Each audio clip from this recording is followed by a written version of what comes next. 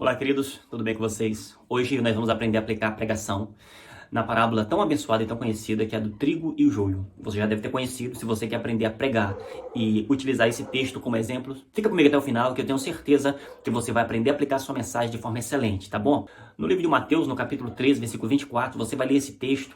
Você pode ler até o versículo 30, se você quiser, que você lê a parábola toda. Você faz a introdução para começar e você fala que é um homem que plantou boa semente e que quando os homens estavam dormindo, veio o seu inimigo e plantou uma semente maligna, uma semente ruim, uma praga, que é o joio. E depois, quando essas ervas nasceram, apareceu entre o trigo o joio também. Os servos procuraram seu senhor e perguntaram: o senhor não plantou boa semente? Por que tem então o joio no meio? E ele disse: foi o inimigo que fez isso. E os servos disseram: então você quer que a gente vá lá e arranque? Não, deixa nascer tudo junto, deixa crescer junto, porque vai que vocês arrancam o trigo junto. Então, no final, na época da colheita, eu mando tirar primeiro o joio, amarrar e jogar no fogo, mas o trigo eu vou guardar no meu celeiro. Gente, é uma mensagem muito boa. Vamos aplicar agora. Depois que você fez essa pequena introdução, você vai aplicar o texto versículo por versículo, tá bom? Vamos lá. No versículo 24, você vai pregar para a igreja e dizer que o Senhor plantou uma semente boa. Então você vai dizer que aqui esse Senhor, ele é Jesus, porque Jesus explica a parábola, se você continuar lendo, ele explica quem é o Senhor, quem é os ceifeiros, o que é o campo, quem é o trigo, quem é o joio, explica tudo, tá tudo direitinho. E você vai dizer que tudo que Jesus faz é bom, porque Deus é bom. Então ele plantou boa semente porque o caráter de Deus, a sua essência é boa e tudo que ele faz na nossa vida é bom. Aí você vai olhar para a igreja e dizer assim, ó: se por acaso o que você está vivendo hoje não é do teu agrado, acredite que no final das contas o resultado vai ser bom para a tua vida, porque tudo que Deus faz é bom. Quando ele te dá uma bênção, é porque ele é bom. Quando ele te dá uma luta, é porque é bom. Vai ser bom para você, vai ser bom para a sua vida. Amém, meus irmãos? No versículo 25, você vai dizer para a igreja que o inimigo veio e lançou a semente enquanto os homens dormiam. Entenda? O inimigo veio porque os homens dormiram. Então você pega essa parte aqui e fala sobre o sono espiritual, sobre o sono da indolência. Olha para a igreja e diga assim: não durma enquanto o inimigo se aproxima da sua família. Não durma em serviço, não durma na batalha, não cochile. Fala para ele: irmãos, não durma enquanto o inimigo tenta destruir seus filhos, não durma enquanto o inimigo tenta destruir seu casamento, colocando uma terceira pessoa. Acorda, fica esperto, acorda para o mundo. Fala isso para eles, irmãos. Fala para a igreja que o inimigo, ele age dia e noite, ele não cansa, ele não dorme, ele não descansa, pensando 24 horas numa estratégia, numa forma de destruir, porque ele veio roubar, matar e destruir. E o homem da família, o cabeça da família, seja o homem, seja a mulher, você que representa Deus na sua casa, você não pode dormir, irmão. Você tem que estar vigiando. A Bíblia diz: orai, olhai e vigiai para que não entreis em tentação. Então não durma, porque aqui no texto, quando os homens dormiram, o inimigo veio e lançou uma semente maligna. Irmãos, quando você dorme, quando você não vigia, o diabo vai lá e lança sementes, pensamentos na tua mente, pensamentos malignos, contenda na tua casa, brigas no teu casamento, problema com os seus filhos, lá na escola, lá na igreja, lá nos vizinhos. Quando você não vigia, o mal acontece, o pior acontece. Então fica vigiando para guardar a tua família. Amém? No versículo 26, a Bíblia diz que quando a erva cresceu, o joio apareceu, porque cresceu também, cresceu junto. Você vai dizer para a igreja o seguinte: irmãos, o joio também cresce. O joio também aparece. O joio, uma hora ou outra, vai mostrar as suas garras. O joio é aquela pessoa, aquele crente que chegou na igreja com aspecto, com aparência de trigo. A gente pensa que é trigo, a gente pensa que é convertido, a gente pensa que é crente, mas vai chegar um ponto que ele vai mostrar as suas garras. O joio é aquela pessoa que entrou no ministério de louvor com toda a boa vontade, com toda a graça do povo, todo mundo gosta dele porque ele fala bonito, porque ele se expressa bem, porque ele levanta as mãos e ora, e quando ele vai falar com as pessoas ele engrossa a voz: pastor, eu quero dizer que eu sou uma pessoa, eu vim aqui para somar. Mas ele é joio. Quando ele tiver a primeira oportunidade, ele vai apunhalar você pelas costas. Ele é maligno, gente. Tem pessoas que são o joio no meio da igreja, que o diabo coloca pessoas para destruir um ministério, para destruir uma igreja, para destruir reputações que demorou anos para ser conquistada. Aquele tipo de gente vem e tenta destruir. Ele parece santo, ele parece espiritual, ele engana muito bem.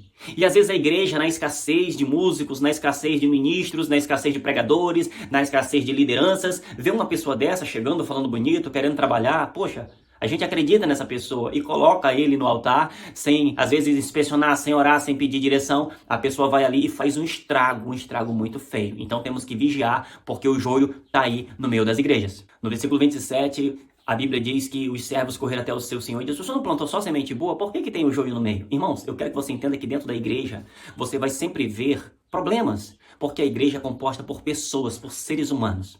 Então no versículo 27 você vai dizer para aquele povo, para a igreja, que a igreja é um hospital.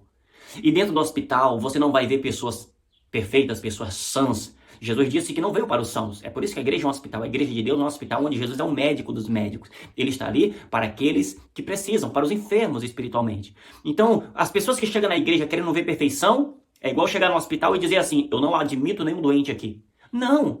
Você vai ver na igreja, todas as pessoas ali estão procurando vencer um problema, vencer um comportamento, vencer um pensamento, vencer um vício, se livrar de um pecado, se livrar de uma crise. São pessoas que estão em constante obra. A Bíblia diz, aquele que começou a boa obra, ele vai continuar aperfeiçoando até o último dia. Então olhe para o povo que está ali ouvindo a sua pregação e diga, pare de procurar a perfeição dentro da igreja.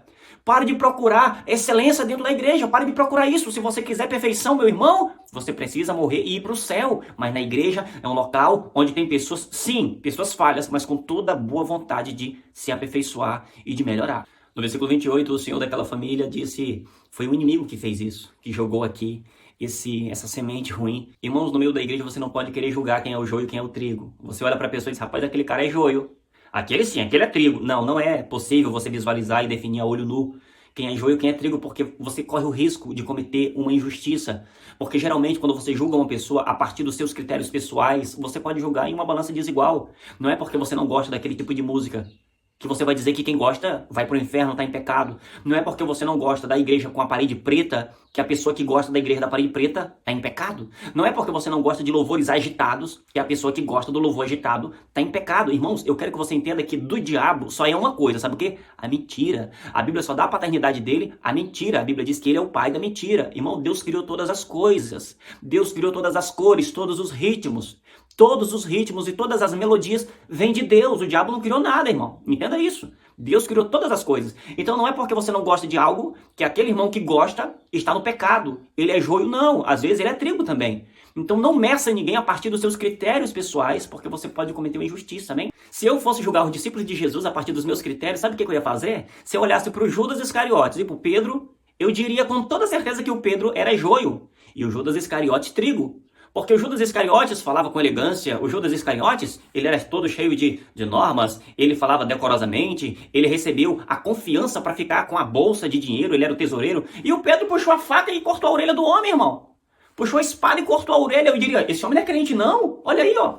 Pois foi sobre Pedro que Jesus disse, sobre você estabelecerei a minha igreja, sobre essa pedra. Você entendeu? Então a gente não pode julgar segundo nossos critérios. Só Deus conhece intimamente uma pessoa a partir do seu âmago, o que ele tem ali dentro. Você entendeu? Vamos continuar. No versículo 29, o senhor daquela família não permite que o joio seja arrancado agora, para que não acontecesse de arrancar junto também o trigo. Irmão, sabe o que eu entendo aqui? Não adianta você tentar arrancar o joio dentro da igreja, a pessoa que deu problema, porque é muito provável que a influência que ele já estabeleceu sobre os outros, ele arranque alguns irmãos com ele, e alguns irmãos de boa fé vá com ele porque tomam as dores. Os irmãos são amorosos e pode ir junto porque alcançou a simpatia daquela pessoa. E sabe o que eu aprendo aqui também? Que nós temos que aprender a conviver com o joio dentro da igreja. Nós temos que aprender com pessoas que são ruins, pessoas que são malignas, mal intencionadas. Você tem que aprender a conviver com elas na igreja, na escola, no trabalho, na vizinhança. Você tem que aprender a conviver. É como Paulo disse, se você quisesse viver somente com pessoas santas, longe de pecador, tem que ir para o céu, porque todo o tempo você está envolto no meio do pecado e você é pecador. Então nós temos que aprender a conviver com essas pessoas,